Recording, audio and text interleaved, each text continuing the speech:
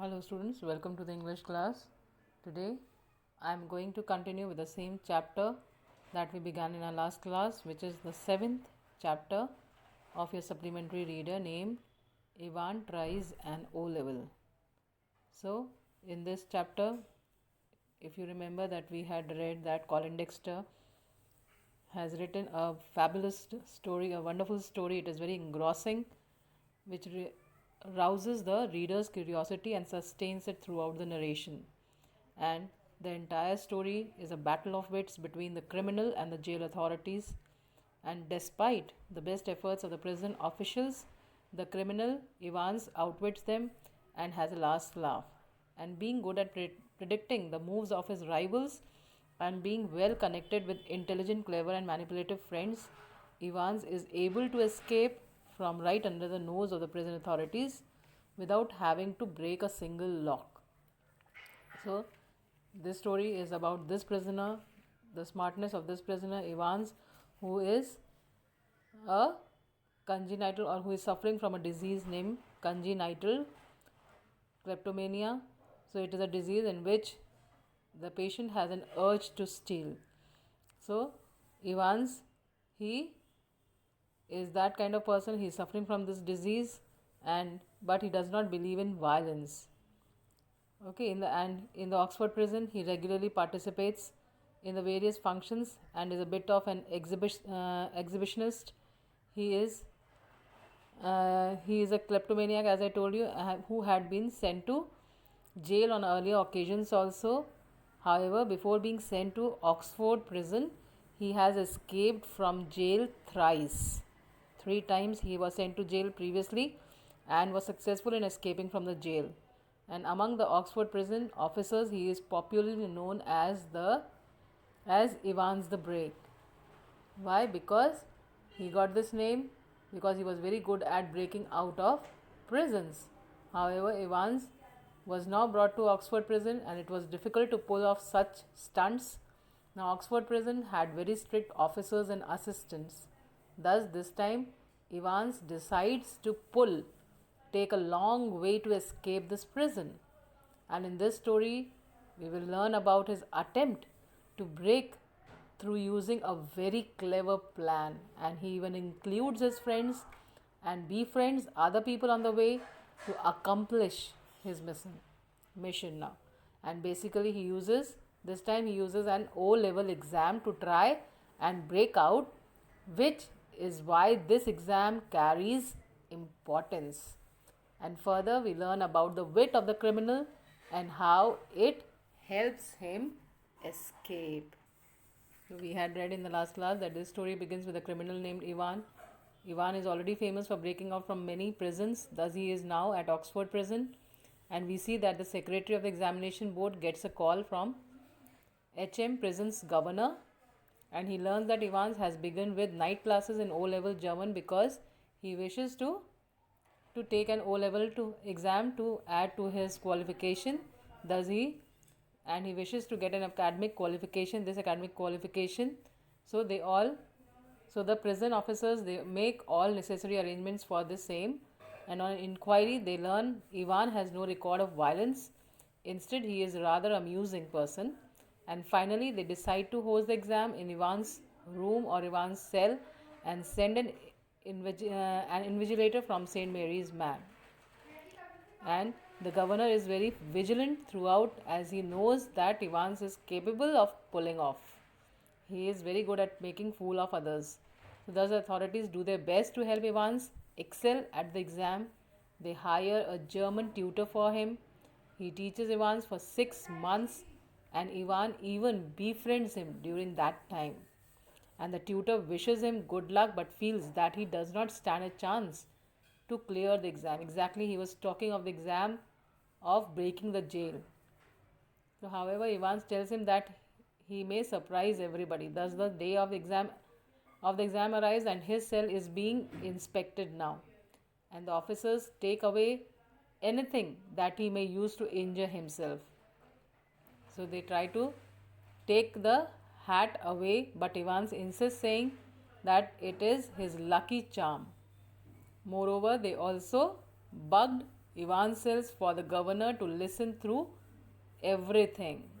So they just set a small mic through which they could hear everything. They could keep an eye on Ivan's and the searched the invigilator and then he reaches his cell to carry out the exam.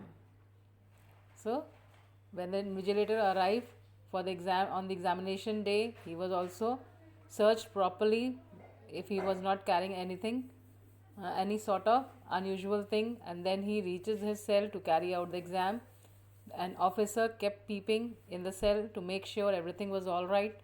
The exam executes without any trouble, and Stephen escorts the invigilator out of the main gate. So this is what we are going to read now further. So now let's begin with page number 74, the very first paragraph, which says, "Just this once, then Shirley Temple." If there was one thing that Jackson genuinely loathed about Evans, it was his long wavy hair and get shaving. So in these lines, the word Shirley Temple here refers to an actress who is famous for her long wavy hairs. So this name Jackson uses for Evans call and tease him calling Shirley Temple because Evans is having long wavy hair like her, and Jackson hates these hair of Evans very much and asks him to get it shaven off. Then further he says at 8:45 the same morning the Reverend Stuart McLeary left his bachelor flat in Broad Street and stepped out briskly towards Carfax. So here McLeary is a parson who is appointed to invigilate Evans.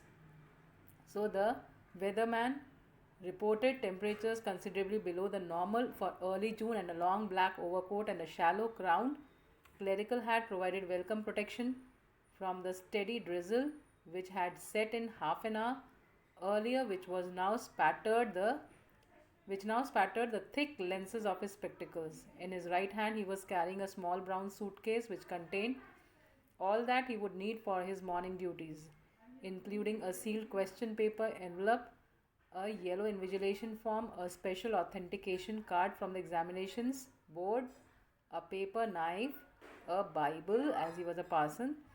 He was to speak to the women's guild that afternoon on the book of Ruth and a current copy of the Church Times. So, this was the description about McLeary, who was appointed as an invigilator for Evans' examination in the cell. So in these lines, the word reverend means a member of the church. Drizzle is light shower of rain. Spattered is splash or spray. Authentication is verify. Paper knife, it is a blunt knife for cutting paper. And guild is association. So in all these lines, it is said that Jackson allowed Evans to wear the hat just once, and he also teased him by calling him Shirley Temple, who was an actress who had long wavy hair, who was famous for her long wavy hair. So Jackson hated Evans' long and wavy hair, and he then asked him to shave it off, as I told you. So at 8:45 a.m., Stuart McLeary, who was a member of the church, left his bachelor flat made for a single person. Bachelor flat is what? It is a flat that is made for a single person in Broad Street. He started walking fast towards Carfax in order to hire the taxi. The weather reports claimed that the temperature would be below normal in early June. McLeary was wearing a black overcoat and a clerical hat used by church clergy to protect himself from rainfall that started within half an hour. So there was a little drizzling which had started half an hour before.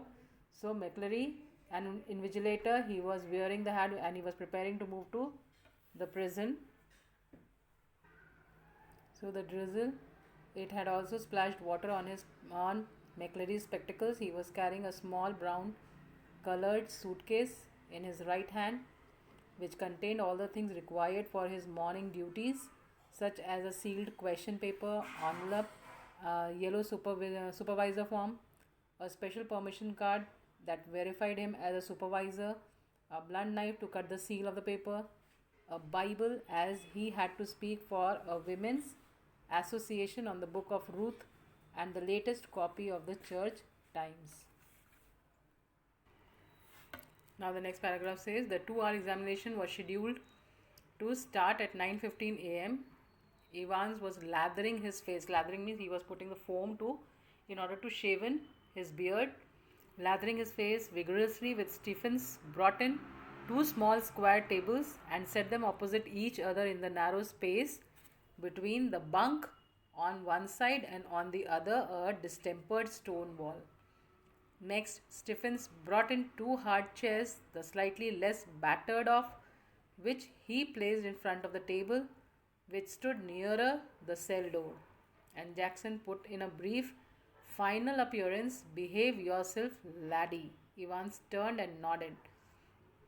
So in all these lines, the word schedules means planned or fixed, lathering to form, foam with soap, vigorously means very strongly, distempered is a painted paint with distemper, and battered is worn out.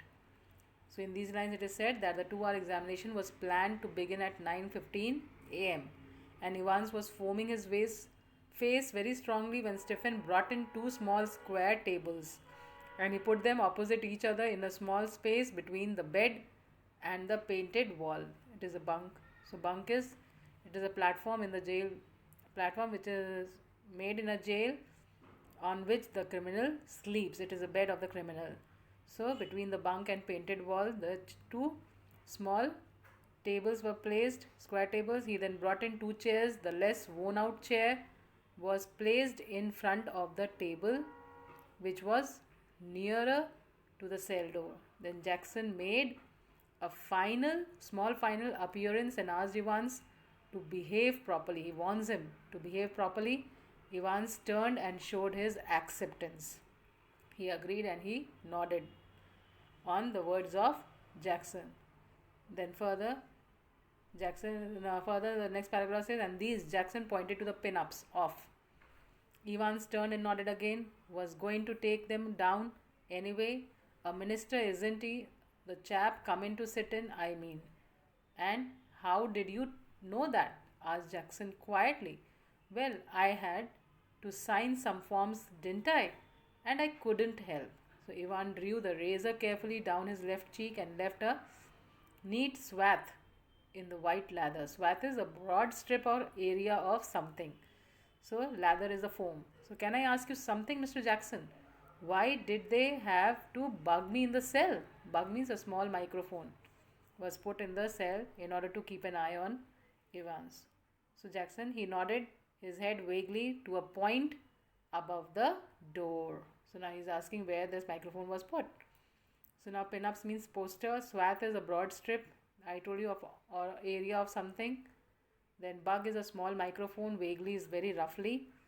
So in these lines, Jackson ordered Evans to remove the posters which Evans had pinned up on the cell wall, and Evans agreed to this and said that he was about to remove them as he knew that it was some churchman who was going to come for the exam. Then Jackson queried as to how he knew that. Evans said that he had noticed it when he had signed the examination form.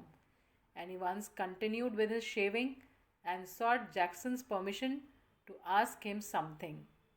He then asked him why the officer had put a microphone in his cell, and he turned his head towards the space above the door. Then further he says, not a very neat job, conceded Jackson. They are not. They don't honestly think I'm going to try to. They are taking no chances, Evans. Nobody in his senses would take any chance with you. Who's going to listen in?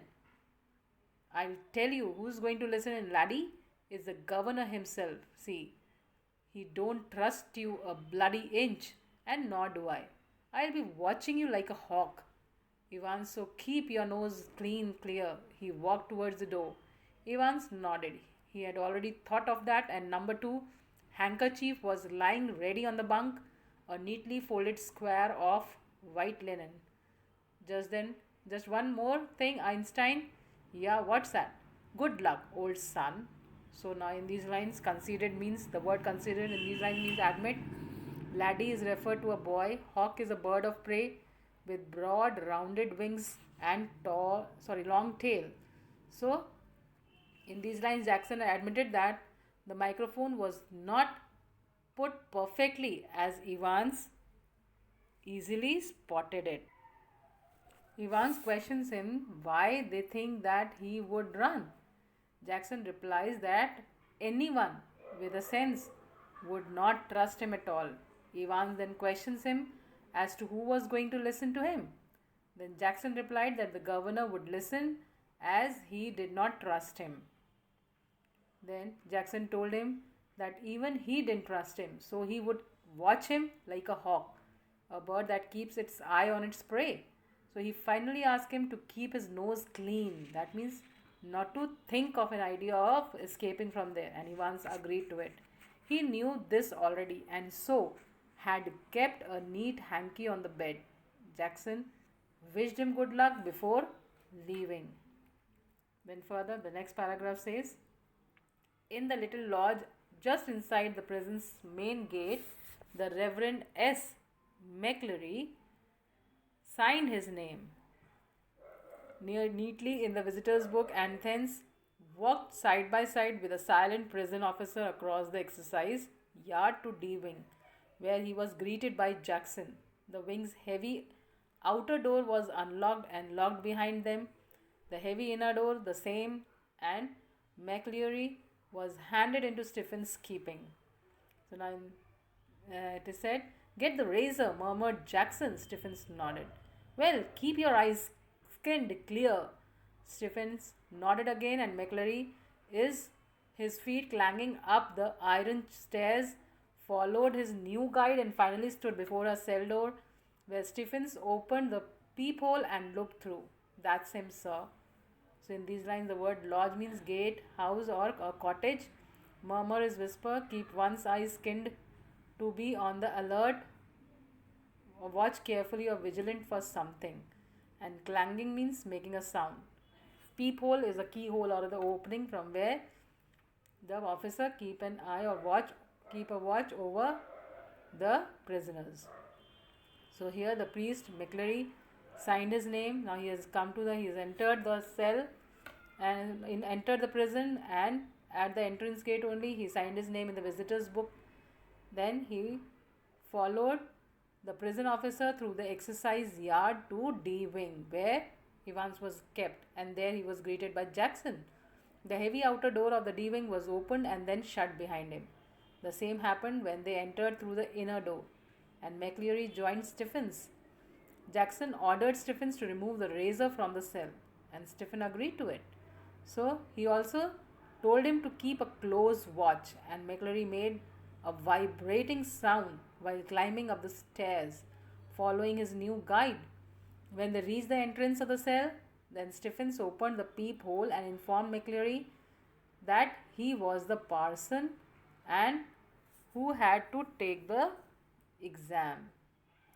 Then further, the next paragraph says, Evans, facing the door, sat quietly at the farther of the two tables, his whole attention riveted to a textbook of elementary German grammar. Stephens took the key from its ring and the cell lock sprang back with a thudded metallic twang. In these lines it is said that in this line the word rivet means fixed. So in these lines it is said that Evans was sitting quietly facing the door, slightly away from the two tables, and he was concentrating on the elementary German grammar. And Stephens then took one of his keys from the ring and opened the lock. And the lock of the cell made a ringing sound after it sprung up. Then further, in the next paragraph, it is said that it was 9:10 a.m. when the governor switched on the receiver. He had instructed Jackson to tell Evans of the temporary little precaution that was only fair, as if Evans wouldn't spot it.